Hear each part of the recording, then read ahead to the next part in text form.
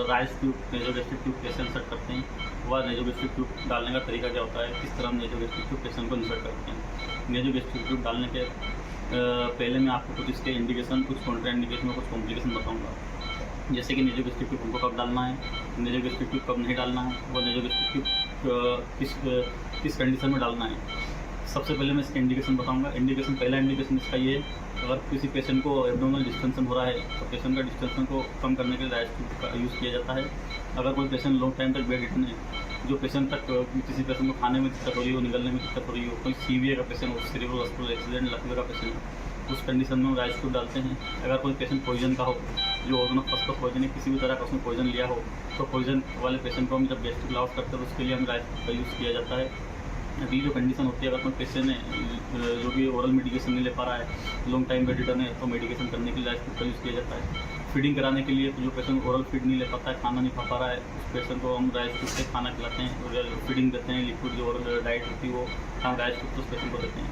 ये इसके इंडिकेशन है। वह अगर कोई पेशेंट को अगर गैस्ट्रिक कंटेंट रिमूव करना है तो सिंपल के लिए वेजना गैस्ट्रिक कंटेंट के लिए रिमूव करने के लिए राइस ट्यूब का यूज़ किया जाता है। अगर किसी पेशेंट को GI ब्लीड हुआ है तो ब्लीड को रिमूव करने के लिए राइस ट्यूब का यूज़ किया जाता है। अगले इसके जो कॉन्ट्रा इंडिकेशन है, कॉन्ट्रा इंडिकेशन आपको बताऊँगा। कॉन्ट्रा इंडिकेशन इसके ये है कि कोई पेशेंट जो है जिसका अगर रिसेंटली सर्जरी हुई है, जैसे कि नोज़ की सर्जरी या नेक की सर्जरी हो, उस कंडीशन में हमको राइस ट्यूब नहीं डालना है, राइस ट्यूब अवॉइड करना है। अगर किसी पेशेंट को ट्रेकियोएसोफेजियल फिस्टुला है, ट्रेकियोएसोफेजियल फिस्टुला की कंडीशन में राइस ट्यूब आपको अवॉइड करना है, उस कंडीशन में आपको राइस ट्यूब नहीं डालना है। अगर कोई पेशेंट ट्रोमा का है, एक्सीडेंट वाला पेशेंट है, उस कंडीशन में भी आपको नहीं डालना है, क्योंकि उसको फेशियल फ्रैक्चर होगा, पेशेंट को आपको राइस ट्यूब नहीं डालना है। अगली जो कंडीशन होती है, जिस पेशेंट को इसोफेजियल वेराइसिस हो, इसोफेजियल वेराइसिस वाले पेशेंट को भी आपको राइस ट्यूब का इंसेशन नहीं करना है। अगर इसोफेजियल वेराइसिस के बाद किसी पेशेंट को इसोफेजियल वाइडनिंग हो गई हो, उस कंडीशन में भी आपको राइस ट्यूब का इंसेशन को अवॉइड करना है। ये इसके कुछ कॉन्ट्रा इंडिकेशन है। उनका कॉन्ट्रा इंडिकेशन के साथ साथ राइस ट्यूब डालने के कुछ कॉम्प्लिकेशन भी है। कॉम्प्लिकेशन वैसे है जैसे कि नोज ब्लीड हो सकता है, पेशेंट को नोज थ्रोट हो सकता है, स्टमक लाइनिंग जो है वो इरिटेट हो सकती है, पेशेंट को इस गैस्ट्रिक रिफ्लेक्सेस हो सकते हैं। अगर हमारी जो राइस ट्यूब नेजोगैस्ट्रिक ट्यूब है, अगर उसका रॉन्ग प्लेसमेंट हो जाता है, तो रॉन्ग प्लेसमेंट का मतलब हमारी जो राइस ट्यूब है वो इसोफेगस में ना जाने के बजाय ट्रेकिया में चले जाए, तो उसके बहुत सारे कॉम्प्लिकेशन हो सकते हैं। जैसे कि पेशेंट को निमोनिया हो सकता है, आपकी राइस ट्यूब इसोफेगस में ना जाने के बजाय ट्रेकिया में चली जाती है और आप उसको फीडिंग करा देते हो बगैर चेक करें, तो पेशेंट को निमोनिया हो सकता है, पेशेंट को न्यूमोथोरेक्स हो सकता है, पेशेंट को सबकुछ इन्फेक्शन हो सकता है। ये इसके कुछ सीरियस कॉम्प्लिकेशन है। अभी हमने जान लिया किस पेशेंट को राइस ट्यूब डालेंगे, इंडिकेशन, कॉन्ट्रा इंडिकेशन और कॉम्प्लिकेशन। अभी मैं आपको राइस ट्यूब डालने के लिए क्या क्या सामान की जरूरत लगती है मैं आपको बताऊंगा। आप आ जाइए, वो मैं आपको बताता हूँ राइस ट्यूब डालने से पहले क्या क्या आपको अरेंजमेंट करके रखना है। सबसे पहले मैं आपको बताता हूँ, हमने राइस ट्यूब डालने के लिए पेशेंट को सबसे पहले ये जो नेजोगैस्ट्रिक ट्यूब राइस ट्यूब है ये ला के रखा हुआ है। ये देख लीजिए आप, इसको राइस ट्यूब बोलते हैं, इस तरह की दिखाई देती है। ये सिंगल ल्यूमेन वाली राइस ट्यूब है और जो है ये 16 नंबर ट्यूब है, देख लीजिए आप, ये 16 FG राइस ट्यूब। दूसरा जिसमें हमें ज़रूरत लगती है वो है एक 50 ml डिस्पो की, जिससे हम राइस ट्यूब को चेक करते हैं राइस ट्यूब हमारी सही डली या नहीं डली, ये से हम राइस ट्यूब को चेक करते हैं। नेक्स्ट जो ज़रूरत पड़ती है सर्जिकल ग्लव्स, जो हमने यहाँ पे ला के रखे हुए हैं। एक जो उसके बाद जो ज़रूरत पड़ती है, एक हमने सीट ला के रखी है पेशेंट पे, ताकि जो पेशेंट को फ्रो होता है, झाग वगैरह है, वोमिटिंग वगैरह हो तो पेशेंट को उससे कपड़े वगैरह ख़राब ना हो। नेक्स्ट जो चीज़ है वो है जो लॉक्स जेली 2%, इससे पेशेंट को लोकल एनेस्थेटिक हो जाएगा। इससे पेशेंट को जब राइस ट्यूब डालते हैं तो उसको अप्लाई करते हैं ताकि पेशेंट को आगे प्रॉब्लम ना हो। एक बाउल में हमने पानी भर के रखा हुआ है राइस ट्यूब को चेक करने के लिए। अगर हमारे राइस ट्यूब का रॉन्ग प्लेसमेंट हो जाता है तो हम इससे चेक करते हैं कि राइस ट्यूब में ट्रेकिया में तो नहीं है। अगर हमारे राइस ट्यूब ट्रेकिया में चली जाती है बाई मिस्टेक, तो इसमें बबल्स आने लगेंगे, पानी में गुब्बारे लगेंगे, तो हम समझ जाएंगे हमारा राइस ट्यूब का रॉन्ग प्लेसमेंट हुआ है, तो उसको रिमूव करके हम फिर से इंसर्ट करेंगे। तो हमारा ये तो सामान हो गया राइस ट्यूब इंसर्शन का। मैंने आपको बता दिया क्या क्या लगता है। अभी हम प्रोसीजर करने जा रहे हैं। प्रोसीजर के सबसे पहले आपको एक सीट लेना है, जो भी आपके पास अवेलेबल हो, उस सीट को पेशेंट चेस्ट आपको अप्लाई कर देना है। इसका इंडिकेशन ये है, इसको हम इसलिए डालेंगे अगर पेशेंट को राइस ट्यूब डालने के दौरान वोमिट हो या फिर पेशेंट को फ्रो हो, तो उससे पेशेंट के कपड़े ख़राब ना हो, प्रॉपर हाइजीन मेंटेन रहे, इसलिए हम पेशेंट को सीट डालते हैं। उसके बाद हम राइस ट्यूब लेंगे। अभी राइस ट्यूब को देखना किस तरह से राइस ट्यूब को निकाला जाता है, दिया जाता है। जो हमारा असिस्टेंट और राइस ट्यूब को आपको तरीका बताएंगे किस तरह निकालते हैं।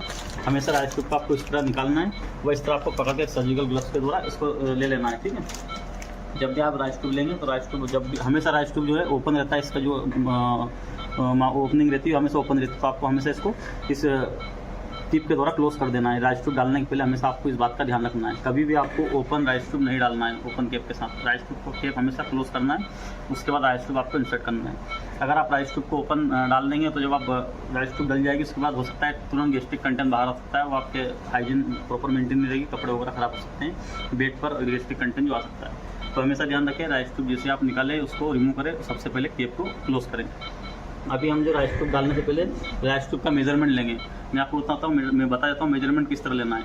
हमें कैसे पता लगेगा कि हम राइस ट्यूब कितनी डालनी है, कितने अंदर डालनी है, क्योंकि राइस ट्यूब तो इतनी बड़ी होती है, ये लगभग होती है 180-190 सेंटीमीटर का राउंड। तो हमें राइस ट्यूब कितना डालना होता है, इसका मेजरमेंट कैसे लेते हैं वो मैं आपको भी बता देता हूँ। बेटा इसके सर को पकड़ कर रखो। राइस ट्यूब डालने के लिए आपको सबसे पहले जो पेशेंट का नोज होता है, नोस्ट्रिल से ईयर लोब तक, सबसे पहले आप नोस्ट्रिल से ईयर लोब तक इसको मेजरमेंट कर लोगे। ईयर लोब से लेके फिर जिफॉइड प्रोसेस, ये आपकी जिफॉइड बोन होती है, यहाँ पे जिफॉइड बोन के यहीं पे जिफॉइड प्रोसेस होती है, यहाँ तक आपको इसका मेजरमेंट कर लेना है। देखो जो मैंने मेजरमेंट किया है ये 150 सेंटीमीटर आया है। इस पेशेंट को हमको जो राइस ट्यूब इंसर्ट करना है वो 150 सेंटीमीटर तक इंसर्ट करना है। अभी हमने मेजरमेंट ले लिया है। मेजरमेंट के बाद अभी हम राइस ट्यूब डालने के लिए जाइलोकेन जेली 2% का यूज़ करेंगे, जो कि मैं आपको बताता हूँ किस तरह से आपको जेली अप्लाई करना है। आपको लिग्नोकेन 2% जो जेली है अपने जो अनादर हैंड है उस पर लेना है, वह फिर जेली को इस पर लुब्रिकेट करना है। जो राइस ट्यूब है इसको जेली में अच्छे से आगे से पीछे की ओर अच्छे से 5 से 6 इंच तक आपको जेली को इसमें लगा लेना है, लुब्रिकेट कर लेना, ताकि पेशेंट को प्रॉब्लम ना हो।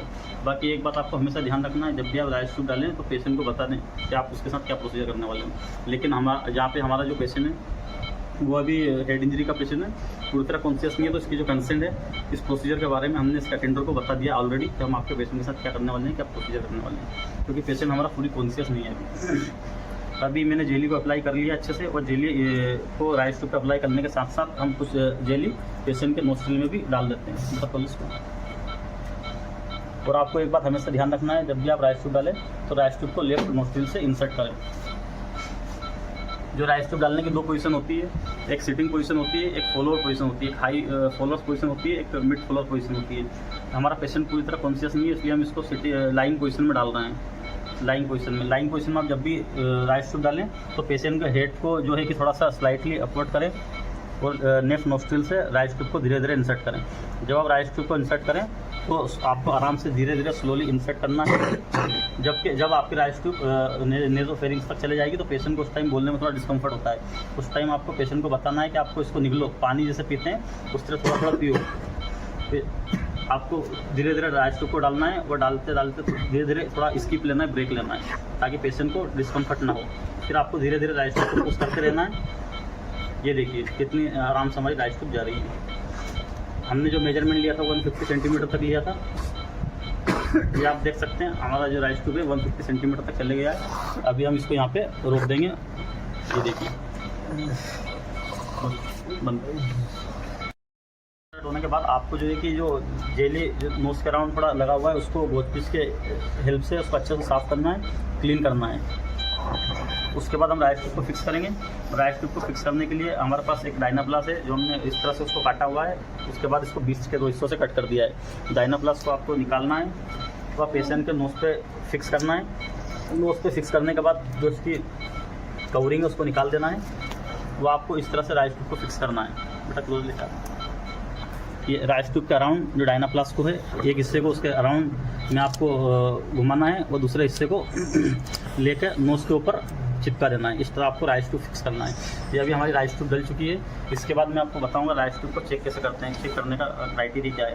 तो सबसे पहले हम एक जो हमने 50 ml की डिस्पो यहाँ पे ले रखा है उसको लेंगे, उससे राइस ट्यूब का चेक कैसे करते हैं वो आपको मैं बताऊँगा।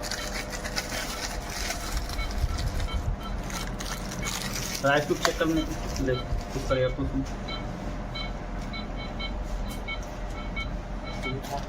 हाँ ठीक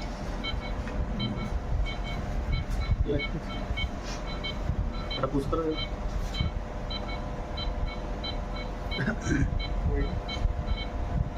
ये देखो हमारा राइस ट्यूब सही है, गोल साउंड बराबर आ रहा है। हुआ ये हमारी जो राइस ट्यूब है वो पेशेंट के इसोफेगस में गई है। इसी तरह हमने जो पानी भरा रखा था, आप लोग सोच रहे होंगे इसका तो बताया नहीं सर ने, तो मैं आपको इसके बारे में बता देता हूँ। अगर हमारी राइस ट्यूब ये जो ट्रेकिया के अंदर जाती तो हम इसको पानी के अंदर डिप करेंगे इसका टिप को। अगर इसमें बबल आएंगे तो समझो राइस ट्यूब हमारी ट्रेकिया के अंदर है। तो इसमें देखो कोई बबल नहीं आ रहा है, हमारा राइस ट्यूब सही है, राइस ट्यूब हमारी इसोफेगस के अंदर है स्टमक में। तो हमारा राइस ट्यूब का प्रोसीजर पूरा हुआ। अभी हम पेशेंट को फीडिंग कराना चालू करेंगे। ये राइस ट्यूब का कंप्लीट प्रोसीजर है। आप लोग कमेंट सेक्शन में जरूर बताएं आप लोग को वीडियो देखकर कैसा लगा, और आपको अगर आगे चलकर किसी वीडियो के बारे में जानना है तो बिल्कुल कमेंट सेक्शन बताएं कि आगे किस प्रोसीजर के ऊपर हम वीडियो ले आएँ। ठीक है, थैंक यू। वीडियो में कमेंट जरूर करें, शेयर जरूर करें, सब्सक्राइब जरूर करें।